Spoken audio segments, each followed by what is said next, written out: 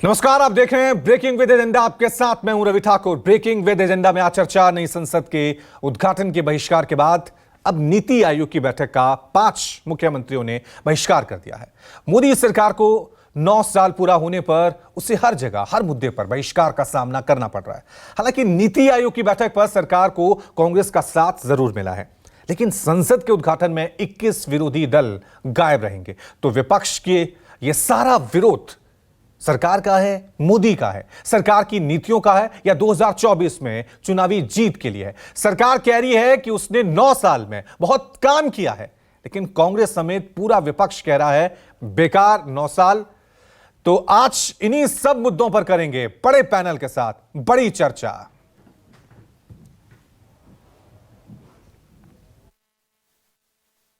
ऐसा क्यों है प्रधानमंत्री जी कि देश में महंगाई और बेरोजगारी आसमान छू रही है? क्यों अमीर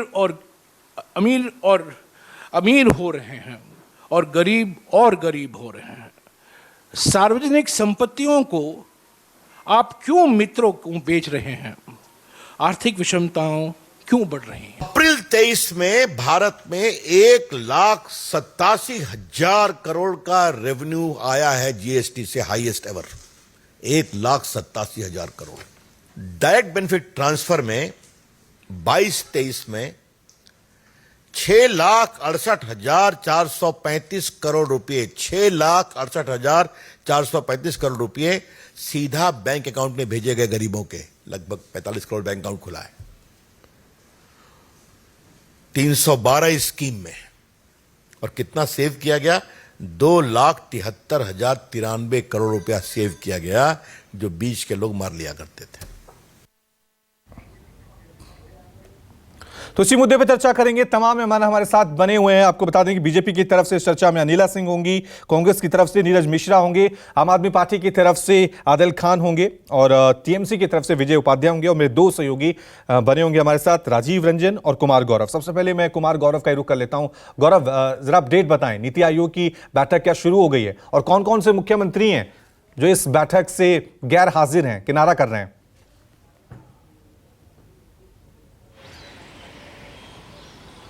देखिए, बिल्कुल अब से कुछ देर में ये बैठक शुरू होगी। प्रधानमंत्री इसकी अध्यक्षता करेंगे और शुरुआत भी प्रधानमंत्री ही इसका उद्घाटन करेंगे।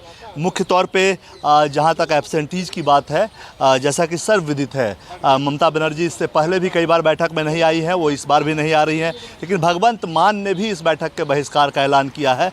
केसीआर इस बैठक में नहीं आ रहे हैं, एमके स्टालिन इस बैठक में नहीं आ रहे हैं, अरविंद केजरीवाल इस बैठक में नहीं आ रहे हैं। तो कुल मिलाकर विपक्षी दलों की तरफ से जो नॉन कांग्रेस, आप कह सकते हैं नॉन कांग्रेस जो अपोजिशन पार्टीज है, वो इस बैठक में शामिल नहीं हो रही। जबकि कांग्रेस के मुख्यमंत्री, जो हिमाचल के मुख्यमंत्री हो गए या छत्तीसगढ़ के मुख्यमंत्री हो गए, जो भी उनके मुख्यमंत्री हैं, वो तमाम इस बैठक में शामिल हो रहे हैं। बैठक का मुख्य थीम जो है वो रखा गया है विकसित भारत 2047 तक। और जाहिर सी बात है, प्रधानमंत्री एक टीम इंडिया की बात करते हैं और उस टीम इंडिया का हिस्सा भारतीय राज्यों के सभी मुख्यमंत्री भी हैं।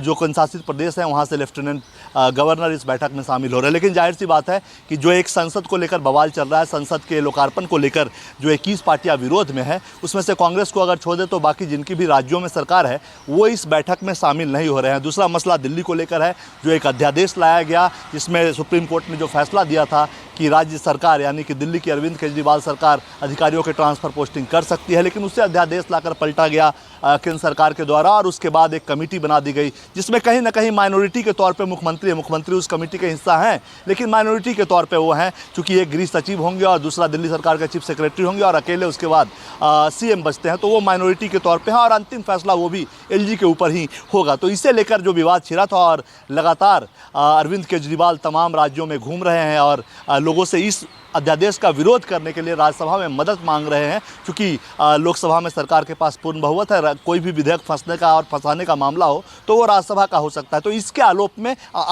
में और दूसरा जो संसद भवन का उद्घाटन प्रधानमंत्री के द्वारा किया जा रहा है कल, उसके विरोध में इन दोनों चीज़ों को अगर मिलाकर देखें तो ये एक टीम इंडिया की जो प्रधानमंत्री की सोच है उसको एक झटका जरूर लगा है, इसमें कोई दो राय नहीं है। क्योंकि आज जो मुद्दे हैं वो महिला सशक्तिकरण, स्वास्थ्य सेवा, गरीबों को सुविधाएं, इन तमाम मुद्दों पे चर्चा होनी थी कि 2047 तक भारत विकसित राष्ट्र की श्रेणी में कैसे आए, ये वो तमाम मुद्दे थे जिस पे आज चर्चा होनी थी। लेकिन जिस तरह से पहले से ही दिल्ली के अध्यादेश को लेकर और संसद भवन के लोकार्पण समारोह राष्ट्रपति से न कराए जाने को लेकर जो विपक्षी दलों का विरोध चल रहा है, और कल का जो कार्यक्रम है 28 तारीख के लोकार्पण का, उसमें से 21 राजनीतिक दल गायब रहेंगे, उसके आलोक में अगर इसको देखेंगे तो जाहिर सी बात है एक विरोध के स्वर पहले से उठ रहे थे। और अब टीम इंडिया की जो एक परिकल्पना प्रधानमंत्री की थी, वो इस बैठक में इन राज्यों के 6-7 राज्यों के मुख्यमंत्रियों के नहीं आने से जरूर उसको एक झटका लगता है, इसमें कोई दो राय नहीं है। लेकिन देखिए, भारत में अगर संघीय व्यवस्था की बात करें तो लगातार केंद्र और राज्य विवाद काफ़ी लंबे समय से है। पहली बार 1966 के आसपास इसको लेकर एक कमेटी बनी, फिर राजीव गांधी की सरकार आई, उस वक्त एक कमेटी बनी, फिर मनमोहन सिंह की सरकार के वक्त एक कमेटी बनी कि राज्य और केंद्र का रिश्ता सौहार्दपूर्ण हो। लेकिन ये आज तक हो नहीं पाया है, क्योंकि अलग अलग राजनीतिक दल अलग अलग नीतियों के साथ अलग अलग राज्यों में शासन करती हैं, और केंद्र में जिसकी सरकार होती है वो अपनी नीति चलाना चाहता है। तो जाहिर तौर पे ये एक महत्वपूर्ण बैठक थी, और कल के आलोक में जिसमें 21 राजनीतिक दल संसद भवन के लोकार्पण से गायब रहेंगे, उसमें से माइनस कांग्रेस, क्योंकि कांग्रेस के मुख्यमंत्री बैठक में, नीति आयोग की बैठक में शामिल हो रहे हैं। 2047 में भारत एक विकसित राष्ट्र कैसे बने, उस चर्चा में शामिल होंगे। लेकिन बाकी विपक्षी दल इससे नदारत है। तो जाहिर तौर पे गौरव, अपने आप में ये बड़ा सवाल है। प्रधानमंत्री मोदी सबका साथ सबका विकास की बात करते हैं, प्रधानमंत्री मोदी टीम इंडिया की बात करते हैं, लेकिन कल जब संसद का उद्घाटन नहीं होगा, 21 दल उसमें शामिल नहीं होंगे। आज जब देश में नीति आयोग की बैठक हो रही है, 6 मुख्यमंत्री उसमें शामिल नहीं हो रहे, तो ये टीम इंडिया की जो सोच है उसको लेकर एक क्या बड़ा झटका है। सीधा रुख करते हैं मेरे सहयोगी राजीव रंजन का। राजीव, ये जो बायकॉट कल्चर शुरू किया है विपक्ष ने, इसे किस तरह से देखा जाए? क्या ये एक पार्टी का विरोध हो रहा है, क्या ये नीतियों का विरोध हो रहा है, या क्या फिर ये 2024 का रास्ता तय करने के लिए एक रणनीति विपक्ष की तरफ से बनाई जा रही है? किस तरह से देख रहे हैं इस कल्चर को, बायकॉट कल्चर को?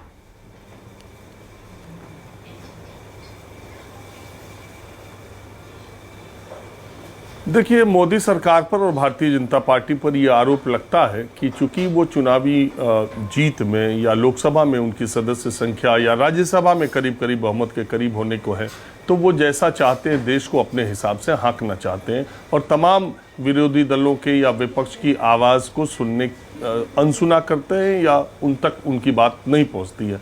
तो ये तमाम मसले जिसकी आप बात कर रहे हैं, चाहे वो संसद के उद्घाटन की बात हो, चाहे वो अध्यादेश की बात हो, और चाहे नीति आयोग में गैर कांग्रेसी विपक्षी दलों के मुख्यमंत्रियों के न आने की बात हो। देखिए, नीति आयोग की बैठक में अगर राज्यों के मुख्यमंत्री ना आए, केंद्र राज्य संबंध को लेकर नीति आयोग, जो पहले योजना आयोग था, उसकी एक महत्वपूर्ण भूमिका संवैधानिक तौर पर तय है, और ये संस्था संवैधानिक योजना आयोग बनाई गई थी। हालांकि प्रधानमंत्री नरेंद्र मोदी ने प्रधानमंत्री बनने के बाद उसका नाम बदल दिया, उसका नाम नीति आयोग कर दिया। एक संवैधानिक संस्था है और केंद्र राज्य संबंधों की एक पुल के तौर पर काम करती है। मुख्यमंत्री रहते हुए नरेंद्र मोदी ने कई बार इस पर सवाल उठाए थे, केंद्र राज्य संबंधों पर और योजना आयोग के या तमाम चीज़ों पर, जैसे विपक्ष के आज के मुख्यमंत्री उठाते हैं, ऐसे सवाल उन्होंने मुख्यमंत्री रहते हुए भी उठाए थे। अब सवाल ये उठता है कि मसला ये है कि अब देश 9 साल पूरे कर चुका है प्रधानमंत्री नरेंद्र मोदी के कार्यकाल के, और 10वें साल में प्रवेश कर चुका है। तो ऐसी स्थिति में पूरा देश और सियासी दल और सत्ताधारी दल, ये सब के सब 2024 के मोड और मूड में आ चुके हैं। तो प्रधानमंत्री के विरोध का और उसका अकारण विरोध भी नहीं है। देखिए, सुप्रीम कोर्ट ने एक फैसला दिया था जो दिल्ली सरकार के पक्ष में था, लेकिन उसको तुरंत से पेशतर उस फैसले के कुछ ही घंटों के बाद अध्यादेश ला करके सुप्रीम कोर्ट के फैसले को बदलने का काम किया गया। इसके अलावा जो अभी आप राष्ट्रपति को न बुलाए जाने का जो विरोध है, वो नीतिगत विरोध पार्टियों का है। वो ये कह सकते हैं संवैधानिक स्थिति, और ये बिल्कुल जायज़ बात है कि संसद का पार्ट होने के नाते और राष्ट्र का मुखिया होने के नाते अगर संसद भवन का उद्घाटन हो रहा है तो राष्ट्रपति करें, ये जायज़ मांग है। लेकिन उसके बाद अगर ये फैसला सरकार का है कि अगर वो न कराना चाहे और उस सरकार ने ये फैसला किया कि प्रधानमंत्री इसका उद्घाटन करे, तो फिर उसका विरोध किस हद तक जायज़ है, ये भी एक बड़ा सवाल है। सवाल ये नहीं है कि प्रधानमंत्री नरेंद्र मोदी एक नई संसद भवन जो बन रहा है वो सिर्फ उन्हीं का एक आइडिया है या वो उनकी कोई व्यक्तिगत या भारतीय जनता पार्टी की कोई व्यक्तिगत प्रॉपर्टी है जिसका इस तरह से विरोध किया जाए कि उनके कार्यालय में नहीं जाएंगे, उद्घाटन में नहीं जाएंगे। ये भारत की नई संसद है और इसे बनना ही था क्योंकि पुरानी संसद को 100 साल पूरे हो जाएंगे कुछ दिन में, और पहले से भी ये मांग थी। मीरा कुमार जब लोकसभा अध्यक्ष, मैंने कल ही आपको बताया, तो उन्होंने एक कमेटी बनाई थी कि नई संसद कहाँ और कैसी बनाई जाए। तो ये अब नई संसद, अब कल हम लोग जब इस वक्त बात कर रहे होंगे तो पूरा कार्यक्रम चल रहा होगा देश को नई संसद मिलने का, तो उसका एक विरोध पार्टियां 20-21 पार्टियां विरोध कर रही हैं, 20-25 पार्टियों के खिलाफ 25 पार्टियां जो है वो समर्थन भी कर रही है। और समर्थन विरोध एक तरफ है, भारतीय जनता पार्टी के सांसदों की संख्या खुद ही इतनी काफ़ी है कि उनको किसी और की ज़रूरत नहीं है, और देश ने 2 बार प्रधानमंत्री नरेंद्र मोदी को बहुमत दिया है। तो इस तरह के फैसले अंकगणित के आधार पर ही सरकार बनती है और इस तरह के फैसले भी लिए जाते हैं। तो सवाल ये है कि ये तीनों मसले, मुझे ऐसा लगता है कि विपक्ष एक तो एकता की टेस्ट करना चाहता है इन तीनों मसलों में, और दूसरा एक जनमानस में एक छवि बनाना चाहता है कि प्रधानमंत्री नरेंद्र मोदी और उनकी सरकार एकला चलो की नीति पर चलते हैं। अगर उनको इस तरह का बहुमत मिलता है तो वो किसी की कोई परवाह नहीं करते, न लोकतांत्रिक मूल्यों की, न संवैधानिक संस्थाओं की, न राष्ट्रपति के पद की गरिमा की। वो ये संदेश देने की कोशिश अपने विरोध के माध्यम से कर रहे हैं। लेकिन सवाल यही है कि 2024 का जब चुनाव होगा तो ये विपक्षी एकता जो आज आपको छिटपुट मौकों पर दिखाई दे रही है, वो 2024 तक सीटों के बंटवारे या सीटों पर जो अंडरस्टैंडिंग है उसके तौर पर सामने आएगी कि नहीं आएगी। फिलहाल 28 तारीख का जो कार्यक्रम है वो विपक्षी दलों के इस बहिष्कार के रवैये के कारण वो स्वाद कसैला जरूर हो रहा है। जब देश को आज़ादी के बाद पहली बार एक नई संसद मिलने जा रही है, उस कार्यक्रम में हमारे बहुत सारे नुमाइंदे, ऐसा नहीं है देश के अलग अलग हिस्सों से जीते हुए वो सांसद है, अपनी नीतियों पर, अपनी पार्टी के तौर तरीकों से वो वहाँ पर पहुँचे हुए हैं। अगर सबके नुमाइंदे वहाँ रहते तो वो स्थिति ज़्यादा अच्छी होती। सरकार को भी इस बारे में प्रयास करना चाहिए था और विपक्ष को भी इस बारे में पुनर्विचार करना चाहिए था। बिल्कुल, और जनता में मैसेज क्या जाएगा इस विरोध का, और ये अपने आप में बहुत बड़ी बात होगी। सीधा रुख करते हैं राजनीतिक मेहमानों का। नीला सिंह बीजेपी की तरफ से, कांग्रेस की तरफ से नीरज मिश्र इस चर्चा में, आदिल खान आम आदमी पार्टी को रिप्रेजेंट करेंगे, और विजय उपाध्याय टीएमसी की तरफ से हैं। नीला जी, सबसे पहले आपसे ही मैं शुरुआत करता हूं। 9 साल आपकी सरकार को हो गए और 9 साल बाद ये कौन सी नीति है, कूटनीति है या राजनीति है कि नीति आयोग की बैठक में देश के 6 मुख्यमंत्री शामिल नहीं हो रहे? कल जब आप संसद भवन का उद्घाटन करेंगे, देश की 21 पार्टियां उसका बहिष्कार कर रही हैं। ऐसा क्या कर दिया आपने? कौन जिम्मेदार इसके लिए? मेरी सबको राम राम। और ये वो राजनीतिक दल हैं जो आज नीति आयोग में जो मुख्यमंत्री के रूप में नहीं आ रहे हैं, जो सत्ताधारी सरकारें हैं, वो नीति आयोग का बहिष्कार कर रहे हैं, जिनको राष्ट्र से मतलब नहीं है और केवल स्वार्थ की राजनीति करनी है। इसीलिए वो कर्ज में डूबे हुए राज्य हैं, बुरी तरीके से कर्ज में डूबे हुए राज्य हैं।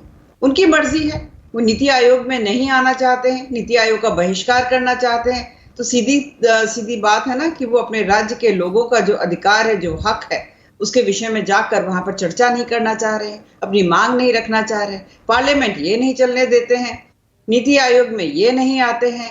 कोई भी किसी भी प्रकार की बैठक बुलाओ तो टीका टिप्पणी बहिष्कार, ये इनका रुख होता है। तो देश देख रहा है, इनकी मर्जी है।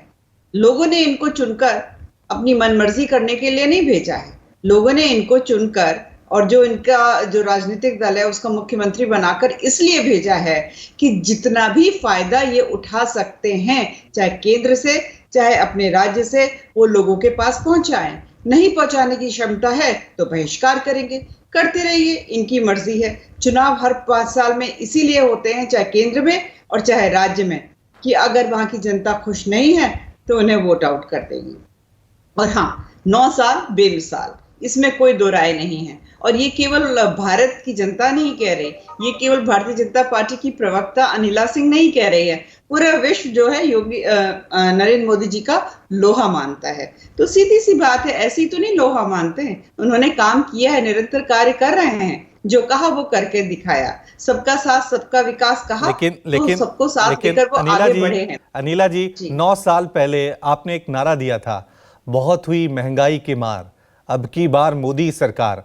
9 साल बाद क्या देश की जनता महंगाई से बच पाई है, महंगाई की मार से बच पाई है? आपने कहा था 2022 तक किसानों की आय 2 गुनी कर देंगे, आज भी किसान सड़कों पर हैं। बेमिसाल कैसे कहें? जी बिल्कुल, एक ही बहुत ही जेनरिक या मैं कहूँ बहुत जनरल सवाल है, जो बहुत बारीकी से जो हमारे देश की इकोनॉमी है, अर्थव्यवस्था है, उसको फॉलो नहीं करते हैं। वो इसी प्रकार की टिप्पणी अक्सर देते हैं, जो आप पब्लिक को रिप्रेजेंट करते हुए मेरे सामने ये प्रश्न कर रहे हैं, क्योंकि मुझे मालूम है आप बहुत सीजन्ड जर्नलिस्ट हैं, आपको जानकारी खूब रहती है। अभी आरबीआई और बहुत सारे इकोनॉमिस्ट हैं, उन लोगों ने कहा है कि जो मार्च वाला जो क्वार्टर गया है, उसमें जो हमारा ग्रोथ रेट है उसमें बहुत इंप्रूवमेंट है, जितना प्रोजेक्शन था उससे ज्यादा इंप्रूवमेंट दिखाई दे रहा है। ये पीछे कुछ सालों में हमने देखा कि कोरोना की मार ऐसी पड़ी है, भारतवर्ष नहीं, भारत तो बहुत ही अच्छा कर रहा है। बाकी अगर आप देख लें सो कॉल्ड जो डेवलप्ड नेशंस हैं, विकसित देश है, चाहे वो यूएसए है, यूके है, जर्मनी है, फ्रांस है, आप इनके इकोनॉमी देख लीजिए क्या हालत हो रही है। आज यूएसए की हालत देख लीजिए क्या हो रही है, और आप उससे कंपैरेटिव एनालिसिस कर लीजिए भारतवर्ष, जो प्रैक्टिकली आज सबसे बड़ी आबादी वाला देश बन चुका है, उसको किस प्रकार से आगे लेकर जाया जा रहा है। ऐसे मैंने कहा ना कि नहीं बन गए हैं वो जो विश्व के सबसे पॉपुलर लीडर। बहुत सारे पैरामीटर्स होते हैं, उसका आंकलन कर कर तब ये तय किया जाता है कि ये सबसे पॉपुलर लीडर हैं कि नहीं है। तो उन्होंने वो करके दिखाया है। अनिला जी दुनिया में मोदी जी का डंका बज रहा है, ठीक है, वो हमने तस्वीरों में देखा कि किस तरह से पापुआ न्यू गिनी के प्राइम मिनिस्टर उनका पांव छू रहे थे। लेकिन मैं तो इस देश के एक आम आदमी को, जिसको 1200 रुपए में सिलेंडर खरीदना पड़ रहा है, 200 रुपए में सरसों का तेल खरीदना पड़ रहा है, 400 रुपए में आटा खरीदना पड़ रहा है, 100 रुपए से ऊपर पेट्रोल खरीदना पड़ रहा है, तो वो भी तो एक आंकड़े हैं ना, बड़ा आम आंकड़ा है ये। आरबीआई के आंकड़े, महंगाई फीसदी के आंकड़े वो एक अलग आंकड़े होते हैं, लेकिन जो आम आदमी सोचता है उसके लिए तो ये सवाल है कि 9 साल में हम कहां से कहां आ गए। जी बिल्कुल, आप ठीक बात कह रहे हैं कि 9 साल में हम कहां से कहां आ गए। और इसका अगर मैं कहती हूं कि जनता अगर साथ खड़ी हुई होती है तो हमें वोट इन करती है, साथ नहीं खड़ी होती तो हमें वोट आउट कर देती है। तो सीधी सी बात है, अगर हम वोट इन हो रहे हैं, अगर देश के प्रधानमंत्री जी दोबारा चुने गए, तो सीधी सी बात है हम वोट इन हुए हैं। तो आम आदमी की अगर आप बात करते हैं, तो अगर हम किसानों की बात कर लेते तो प्रधानमंत्री किसान सम्मान निधि जो स्कीम है, क्या वो खराब है? क्या उससे जो फायदा नहीं हो रहा? यूरिया जो है, जो नीम कोटेड किया गया, क्या उससे फायदा नहीं हो रहा है? मुद्रा योजना से फायदा नहीं हो रहा है, आयुष्मान भारत योजना से फायदा नहीं हो रहा, प्रधानमंत्री आवास योजना से फायदा नहीं हो रहा, उज्ज्वल योजना से फायदा नहीं हो रहा, बीमा योजना है उससे फायदा नहीं हो रहा, जनधन योजना से फायदा नहीं हो रहा, जन जीवन जो मिशन है उससे फायदा नहीं हो रहा, स्वच्छ भारत मिशन से फायदा नहीं हो रहा, skill India, startup India, stand up India, make in India से फायदा नहीं हो रहा है। आप मुझे ये बता दीजिए, इंफ्रास्ट्रक्चर जो डेवलपमेंट हो रहा है, क्या उससे फायदा नहीं हो रहा है? जो मेडिकल कॉलेजेस बन रहे हैं, क्या उससे फायदा नहीं हो रहा है? आप मुझे बता दीजिए कहां पर क्या काम नहीं किया। मेडिकल कॉलेज जो 2014 में मात्र 387 थे हमारे यहाँ, आज जो है 692, ऑलमोस्ट 700 मेडिकल कॉलेजेस जो हैं वो तैयार है। एम्स 2014 में 6, आज 24, यूनिवर्सिटी 723। ठीक है, मैं कांग्रेस से ले लेता हूं कि कल उन्होंने 9 सवाल पूछे थे और उन्हें सवाल उठाए थे। नीरज मिश्रा जी, अनिला जी ने अनेकों उपलब्धियां गिना दी हैं। मेरा सवाल आपसे कि जो 9 सवाल आपने उठाए थे उसे आप जनता तक कैसे पहुंचाएंगे? अनिला जी कह रहे हैं कि अगर जनता तक ये मैसेज पहुंचना है तो हमें बार बार क्यों सत्ता में वो भेज रहे हैं? रवि ठाकुर जी, अनिला जी ने जो सारी बात कही उसे मुझे जो है कि 2 पहलू दिख रहे थे। पहला पहलू, अगर मैं आंख बंद करके सुनता, जो संघीय ढांचे की बात हो रही थी, तो मुझे ऐसा लग रहा था कि कोई विपक्ष का नेता ये बात कर रहा है कि किस तरीके से जो केंद्र की सरकार है उसको कोई फर्क नहीं पड़ता कि प्रदेश की सरकारें उनके साथ आए, बात करें, समन्वय करें, विपक्ष के नेता उनकी नीतियों के ऊपर कुछ बोले ना बोले, उनको कोई फर्क नहीं पड़ता। और जो दूसरा हिस्सा था इनकी बात का, उसमें मुझे वो अहंकार दिख रहा था। आपने सीधा सवाल पूछा, आज देश के अंदर 117 रुपए लीटर पेट्रोल क्यों है, जबकि अंतरराष्ट्रीय बाजार में $73 प्रति बैरल आज पेट्रोल का दाम है। इस पे ऊपर उन्होंने कोई जवाब नहीं दिया। जब आपने कहा कि आटे का जो रेट है वो 45 रुपए के पार हो चुका है, तो उसके ऊपर इनके पास जवाब नहीं था। आपने कहा जो घी है वो 550 रुपए किलो से ऊपर जा चुका है, उसके ऊपर इनके पास जवाब नहीं था। तो रोजमर्रा की चीजें जो लोगों के किचन पर असर डालती हैं, उसके ऊपर महंगाई ने किस तरीके से अपना आतंक बिछा लिया है, उसके ऊपर इनके पास जवाब नहीं था। और सबसे बड़ी बात क्या है रवि ठाकुर जी, कि ये लोग हमेशा झूठ बोलते हैं। हम लोग अगर प्रोजेक्शंस की बात करें, तो अगर हमने 2 क्वार्टर 7.5% की ग्रोथ रेट पे किया, तो इनको क्या बेसिक मैथमेटिक्स नहीं आती? अगले 2 क्वार्टर हम लोग 4.5% से करने जा रहे हैं, जो इसी सरकार का आंकड़ा है। इसका मतलब आपने देश को मंदी के अंदर डाल दिया। सिर्फ झूठ बोलेंगे। और इन्होंने जो आपको योजनाएं बताई, रवि जी आप तो पढ़े लिखे पत्रकार हैं, ये वो 112 योजनाएं हैं जिसका नाम नरेंद्र मोदी ने चेंज किया, और मनमोहन सिंह की पॉलिसीज को आगे बढ़ाते हुए आज देश को कुछ भी अगर रिलीफ मिला हो, तो वो सिर्फ मनमोहन सिंह जी की पॉलिसीज हैं। तो सिर्फ झूठ, लफबाजी और देश के सामने ऐसी बातें करना जिसका कोई सिर पैर नहीं है, यही काम है भाजपा के लोगों का। लेकिन यहां पे यह भी सवाल आपसे उठता है कि क्या जो आप विरोध कर रहे हैं, क्या यही आपके पास एक रास्ता बचा है कि हम संसद भवन के उद्घाटन में नहीं जाएंगे, हम नीति आयोग के, हालांकि कांग्रेस तो जा रही है, लेकिन विपक्ष जिस तरह से रास्ता अपना रहा है, आप नीतिगत विरोध कीजिए। संसद किसी एक पार्टी का नहीं है, बीजेपी का नहीं है, वो तो पूरे देश का है। उसका विरोध करके आप जनता में मैसेज क्या देना चाह रहे हैं? रवि जी आपने बहुत अच्छी बात कही। सबसे पहली बात तो मैं ये कह दूं, कांग्रेस के मुख्यमंत्री आज जो मीटिंग है नीति आयोग की, उसमें इसलिए जा रहे हैं क्योंकि वो हमारी जवाबदेही जनता के प्रति है। ये ऐसी सरकार है जो हमारा जीएसटी तक रोक लेती है, हमारे साथ बिल्कुल द्वेष की भावना से काम करती है, लेकिन क्योंकि जनता ने हमें चुनकर भेजा है, हम जनता की बात रखने के लिए फिर भी जा रहे हैं। और बाकी दलों को भी कहेंगे कि नीति आयोग की मीटिंग में कम से कम उन्हें जाना चाहिए था। अब जहां तक रही रवि जी बहिष्कार की बात संसद में, आपको मैं जिम्मेदारी से कहता हूं, संसद का जो पटल है वो सरकार से ज्यादा विपक्ष के लिए है। और विपक्ष के नेताओं की जब आवाज को ये दबा देते हैं, विपक्ष में बोले गए भाषणों को ये लोग एक्सपंज कर देते हैं, सिर्फ इसलिए कि वो नरेंद्र मोदी और गौतम अडानी के जो रिश्ते हैं उसके बारे में बात ना हो सके, देश का किसान जो मर रहा है उसके बारे में बात ना हो सके, देश की पहलवान बेटियां जो आज जंतर मंतर पर बैठी हैं उसके बारे में बात ना हो सके, देश के अंदर काम की बात ना हो सके, ऐसे संसद भवन की जरूरत किसको है? और सबसे बड़ी बात, आपने जनजातीय महिला का अपमान किया। आपके अंदर वो मनुवाद की जो सोच है कि आप ना तो किसी दलित, सुनिए रवि जी सुनिए, ये जो मनुवाद की सोच है कि आप किसी दलित राष्ट्रपति से ना तो नींव की पूजा कराएंगे, आपके अंदर मनुवाद की सोच है कि आप किसी जनजातीय महिला से आप उसका उद्घाटन नहीं कराएंगे। ये पूरा देश देख रहा है रवि ठाकुर जी। आप संसद के मूल्यों की बात करते हैं, लेकिन जब संसद का सेशन शुरू होता है, चाहे मॉनसून सेशन हो, विंटर सेशन हो, विपक्ष सबसे ज्यादा हंगामा करता है, सेशन चलने नहीं देता है, वहां चर्चा होती नहीं है, तब अपमान नहीं होता संसद का। ये निकम्मी और कमजोर सरकार जिसका मुखिया सबसे निकम्मा है, उसने संसद को नहीं चलने दिया।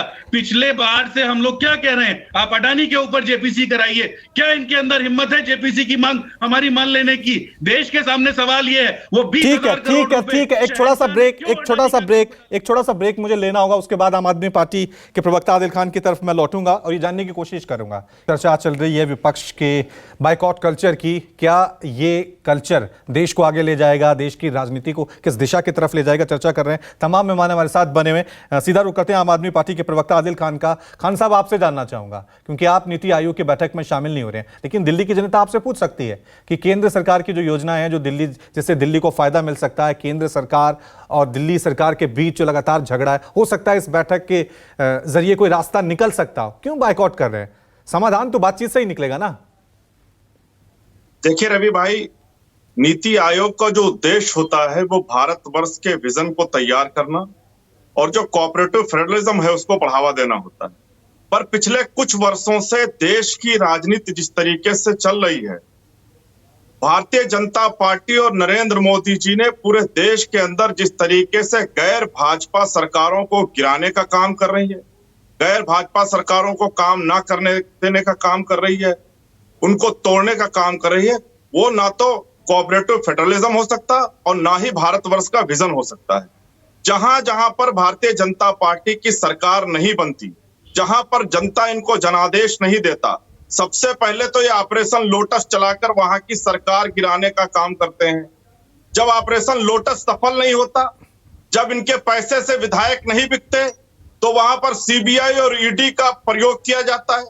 जब सीबीआई और ईडी का खेल से भी लोग नहीं टूटते, किसी पार्टी के लोग अगर इनके पैसे से नहीं टूटते, इनकी सीबीआई और ईडी से नहीं डरते, तो वहां रात के अंधेरे में एक काला अध्यादेश लेकर आया जाता है। रवि भाई, दिल्ली के लोग पिछले 8 साल की लड़ाई के बाद दिल्ली के लोगों को देश के सर्वोच्च न्यायालय के संवैधानिक पीठ के 5 जजों ने एक फैसला दिया था, जो दिल्ली के हक में फैसला था, तो दिल्ली के अंदर काम करने का फैसला था। और भारतीय जनता पार्टी ने मात्र 8 दिनों में, सिर्फ 8 दिनों में, रात के अंधेरे में एक गैर संवैधानिक अध्यादेश लाकर माननीय सुप्रीम कोर्ट के 8 जजों के संवैधानिक पीठ के फैसले को बदल के रख दिया। ये कौन सा फेडरलिज्म, कोऑपरेटिव फेडरलिज्म है? ये कौन सा विजन मोदी जी तैयार कर रहे हैं? ठीक। तो अगर भारतीय जनता पार्टी इस देश के चुनी हुई सरकारों को नहीं चलने देना चाहती, इस देश के उन राज्यों के जनादेश को नहीं मानती जहां पर भारतीय जनता पार्टी की सरकारें उस देश की जनता नहीं, उस राज्य की जनता नहीं चुनती, तो ये कौन सा नीति आयोग है, कौन सा विजन है? हम पूरी तरीके से ये मानते हैं। खान साहब, ये कह सकते हैं ना कि राजनीतिक लड़ाई का जो प्लेटफॉर्म है वो अलग होते हैं, और जो नीति आयोग है ये तो देश के आगे बढ़ाने वाले कार्यक्रम होते हैं ना। इसमें तो विरोध कहीं से भी, आपको लग रहा है कि उस विरोध से क्या ये राजनीतिक लड़ाई हम जीत लेंगे? रवि भाई, ये राजनीतिक लड़ाई नहीं है, ये दिल्ली के लोगों के हक की लड़ाई है, ये देश के संघीय ढांचे को बचाने की लड़ाई है, ये देश के संविधान को बचाने की लड़ाई है, ये माननीय सुप्रीम कोर्ट को बचाने की लड़ाई है। अगर आपको न्यायालय में भरोसा नहीं रहेगा तो इस देश के लोग कहां जाएंगे? अगर आप रात के अंधेरे में चोर दरवाजे से सर्वोच्च न्यायालय के फैसले को बदल देंगे तो इस देश के लोग किस पर भरोसा करेंगे? भारतीय जनता पार्टी को इस देश के संविधान पर भरोसा नहीं है। ठीक है। टीएमसी के प्रवक्ता विजय उपाध्याय भी हैं। विजय साहब, आपसे मैं जानना चाहूंगा, आम आदमी पार्टी तो सीधा बहाना दे रही है कि जिस तरह से अध्यादेश लाया है केंद्र सरकार ने, हम उसका विरोध कर रहे हैं। टीएमसी क्यों विरोध कर रही है? पश्चिम बंगाल तो बहुत बड़ा राज्य है, अगर केंद्र सरकार और प्रदेश सरकार में समन्वय नहीं बनेगा तो फिर बात कैसे बनेगी पश्चिम बंगाल में? बायकॉट क्यों? रवि ठाकुर जी, समन्वय की बात करती है केंद्रीय सरकार, इसमें दो मत नहीं है। भाषा मीठा प्रयोग करती है, लेकिन जहर जो है उसमें जड़ में डाल देती है। नीति आयोग इतिहास बदलने का काम मोदी जी जब से बैठे हैं, बीजेपी की सरकार जब से बैठी है, भारत का इतिहास अपने मन माफी तैयार करने की इनकी नीति चालू हो गई। योजना आयोग का नाम बदल कर नीति आयोग कर दिया गया। अब नीति आयोग में आप जाइए, बैठिए, आप कुछ बोल नहीं पाइएगा, आप खाली सुनिए। जो भाषण देंगे मोदी जी, मन की बात करेंगे, मन की बात को सुनिए, जो बोलेंगे सुनिए और चुपचाप बोलिए। बोलने का समय मांगेंगे तो आपको बोलने नहीं दिया जाएगा। देखिए, पश्चिम बंगाल का 1,15,000 करोड़ रुपया केंद्र सरकार को देना है, दे नहीं रही है। 200 से ऊपर बार यहाँ पर विजिट कर गए ऑफिसर केंद्रीय सरकार के, 300 बार फाइल मंगा चुके, भेज दी गई।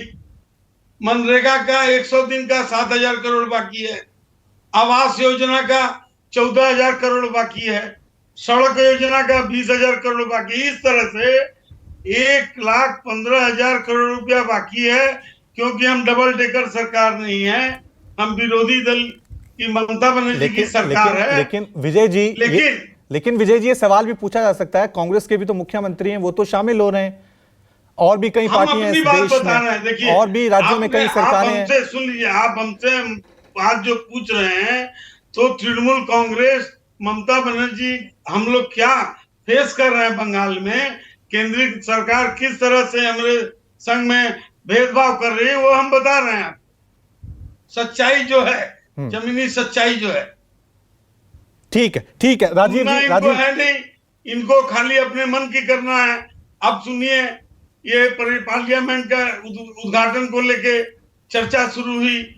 हरिदेव पुरी केंद्रीय मंत्री आ गए, उन्होंने कहा, इंदिरा जी ने नेक्सी उद्घाटन किया, पार्लियामेंट लाइब्रेरी राजीव गांधी। अब देखिए, इतिहास की बात पे आ जाइए, तो वहां पर एक माने बीबी गिरी ने आधारशिला रखी थी, शिलान्यास किया था, और इंदिरा जी तत्कालीन प्रधानमंत्री ने उद्घाटन किया। राजीव गांधी ने शिलान्यास रखा लाइब्रेरी का और उद्घाटन किया के.आर. राष्ट्रपति ने। आप दोनों उद्घाटन कीजिएगा। ठीक है, मैं ये जवाब लूंगा, अनिला जी से, क्योंकि अनिला जी पे तमाम सवाल जो हैं बीजेपी पे ही उठ रहे हैं। लेकिन उससे पहले राजीव जी, आप बोल रहे थे, ठीक है, उदाहरण दे रहे थे, लेकिन मानिएगा नहीं। ठीक है राजीव जी, ठीक है राजीव जी, एक टिप्पणी मैं आपसे चाहूंगा। जिस तरह से देश के लोकतंत्र या देश की राजनीति जा रही है, प्रदेश सरकारें और केंद्र सरकार बहुत गहरी दरार, बहुत लंबी लाइन खींचती जा रही है। क्या मैसेज आएगा जनता से इस तरह से, अगर प्रदेश के मुख्यमंत्री नहीं आएंगे, इस तरह से संसद भवन के उद्घाटन को लेकर हमेशा दरार खिंची रह जाएगी, अध्यादेश जो है वो लाया जाएगा। ये जो ये हमारा फेडरल स्ट्रक्चर, हम हमेशा एग्जांपल देते हैं कि संघीय ढांचा है हिंदुस्तान का, ऐसा लोकतंत्र कहीं नहीं है। क्या जो अभी हो रहा है वर्तमान में घटनाक्रम देश की राजनीति में, किस तरह से देख रहे हैं आप? छोटी सी टिप्पणी।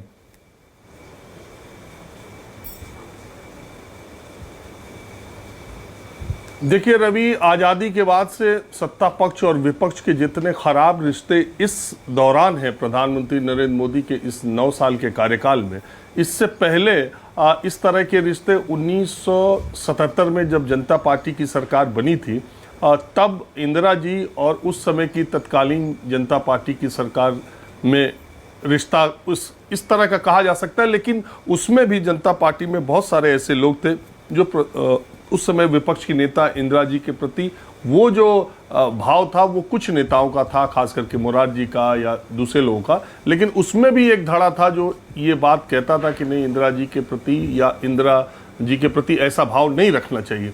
लेकिन वर्तमान में जो सत्ता पक्ष का विरोध विपक्ष के साथ और विपक्ष का सत्ता पक्ष के साथ, कई बार ये कहा जाता है कि कांग्रेस पार्टी या देश का विरोधी दल सबसे बड़ा अभी तक ये पचा नहीं पाया है कि प्रधानमंत्री नरेंद्र मोदी को इस देश की जनता ने 2 बार बहुमत दिया है। कई बार ये कहा जाता है कि प्रधानमंत्री अपनी प्रचंड जीत से और भारतीय जनता पार्टी ये समझ नहीं पाए हैं कि ये लोकतंत्र है और संसद में और लोकतांत्रिक व्यवस्था में विपक्ष को तरजीह देना सत्ता पक्ष का बड़ा दिल का होना कहा जाता है। ये दोनों स्थितियां दोनों तरफ हैं। ठीक है, अनिला जी जवाब देंगे आप? मान लिया आंकड़े आपके पक्ष में है, मान लिया जनता का मैंडेट आपको मिल रहा है, लेकिन आंकड़ों से अहंकार तो नहीं आता है ना। आप सुप्रीम कोर्ट का फैसला बदल देंगे, आप चुनी हुई सरकारों को गिरा देंगे, इस तरह के आरोप आप पे बार बार लग रहे हैं। आरोप लगाने वाले कौन है? विपक्षी दल है ना। तो सीधी सी बात है, विपक्षी दल से तो हम ये अपेक्षा नहीं करेंगे कि वो हमारी प्रशंसा करेंगे। जिस प्रकार की गाली गलौज नरेंद्र मोदी जी के लिए करते हैं, पूरा एनसाइक्लोपीडिया बन जाए, किसी को वो डिक्शनरी बन जाए कि किसी राजनीतिक जो पॉपुलर लीडर है उसके लिए कौन कौन सी गालियां सही रहेंगी, उसकी तो डिक्शनरी पूरी बन सकती है। अभी आप ही के पैनल पर बैठकर जो कांग्रेस के प्रवक्ता है, निकम्मा और जाने क्या क्या शब्दों का प्रयोग कर लिया नरेंद्र मोदी जी के लिए।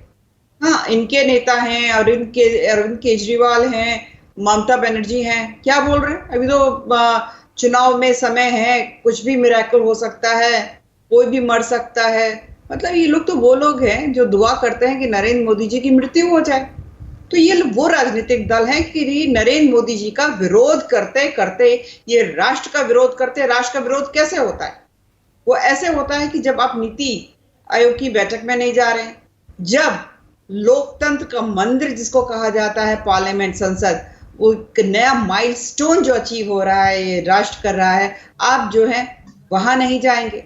तो ठीक। सीधी सी बात है, ठीक ये जो भी कर रहे हैं ये नरेंद्र मोदी जी के विरोध में कर रहे हैं, परंतु जब तक राष्ट्र की जनता नरेंद्र मोदी जी के साथ है, ठीक। कि विपक्ष नीरज जो जी, है नीरज कुछ जी, भी रिस्पॉन्ड बोलता कीजिए। रहे, कुछ भी करता रहे, रवि इससे कोई ठाकुर फर्क जी, नहीं पड़ता। ठीक है, 30 रवि जी सेकंड में। देखिए, आज नेहरू जी को याद कर लेते हैं और इनको याद दिला देते हैं कि नेहरू जी जब प्रधानमंत्री थे, देश के अंदर संसद का सत्र जो होता था 138 दिन चलता था, अब 60 दिन से भी कम चलता है। इनकी सरकार में 9 मिनट के अंदर, बिना बहस के अंदर और अध्यादेश लाकर ये लोग करते हैं। ये नेहरू जी को कॉपी करने के चक्कर में इन लोगों को ये समझ नहीं आया कि सरकार कैसे चलानी। पिछले 9 साल में देश को गर्त में डाल दिया और इन लोगों के अंदर इतनी हिम्मत है कि ये लोग आके टीवी पर बात कर सके। देश की जनता देख रही है। अनिला सिंह जी, आपके घर में भी ठीक है, ठीक है, 30 सेकंड, 30 सेकंड, 30 सेकंड में, 30 सेकंड में खान साहब को दूंगा, 30 सेकंड में खान साहब को, 30 सेकंड में खान साहब को दूंगा। खान साहब, मैसेज क्या जाएगा? मैसेज बहुत बड़ी बात है, बहुत बड़ी बात है भाई। हमने संसद भवन बनाया, एक मैसेज जनता में यह भी जा सकता है कि सरकार ने संसद भवन बनाया, वो क्रेडिट ले रही है। आप विपक्षी पार्टियां हैं, आप विरोधी करेंगी। देखिए, भारतीय जनता पार्टी ने देश के महामहिम राष्ट्रपति जी को ना बुला करके महामहिम राष्ट्रपति के गरिमा का अपमान किया है, इस देश के महिलाओं का अपमान किया है, इस देश के दलित आदिवासी समाज का अपमान किया है और भारतीय जनता पार्टी ने इस देश के संघीय ढांचे का अपमान किया है। आप बताइए रवि जी, इस देश की संसद का उद्घाटन होने जा रहा है, ये तो गर्व का माहौल है, उत्सव का माहौल होना चाहिए। आखिर किस वजह से आपने महामहिम राष्ट्रपति जी को नहीं बुलाया? क्योंकि सिर्फ एक महिला है इस वजह से नहीं बुलाया? ठीक है, वो एक आदिवासी है इसलिए आपने ठीक है, ठीक है। 10 सेकंड विजय जी, 10 सेकंड विजय जी, क्या ये लोकतंत्र का अपमान हो रहा है या फिर सरकार का विरोध हो रहा है, व्यक्ति का विरोध हो रहा है? ये लोकतंत्र का मंदिर का उद्घाटन है। मोदी जी ने शिलान्यास रख दिया था। उद्घाटन हमारी महामहिम महिला आदिवासी द्रौपदी मुर्मू से अगर कराया जाता तो हम लोग सभी शामिल होते और एक तो अच्छा संदेश जाता। लेकिन ये तो इतिहास को तोड़ मरोड़ के इन्होंने स्वच्छ भारत का आरंभ किया। इंदिरा जी के चश्मा से, मैंने महात्मा गांधी के चश्मा से, तो एक तरफ सरकार है, एक तरफ सरकार है, ठीक है विजय जी, एक तरफ सरकार है जो मैसेज देने की कोशिश की जा रही है कि देखिए नया संसद भवन बन रहा है, बीजेपी इतिहास रच रही है, और दूसरी तरफ विपक्ष एक अलग मैसेज देने की कोशिश कर रही है कि राष्ट्रपति को ना बुलाकर लोकतंत्र का अपमान किया जा रहा है, राष्ट्रपति का अपमान किया जा रहा है। अब जनता इस मुद्दे पे क्या राय रखती है, इसका क्या मैसेज आएगा आने वाले सालों में, ये आप लोग तय करेंगे। एक छोटा सा ब्रेक ले रहे हैं। बहुत बहुत शुक्रिया आप सभी मेहमानों का इस चर्चा में शामिल होने के लिए। देखते रहिए न्यूज़।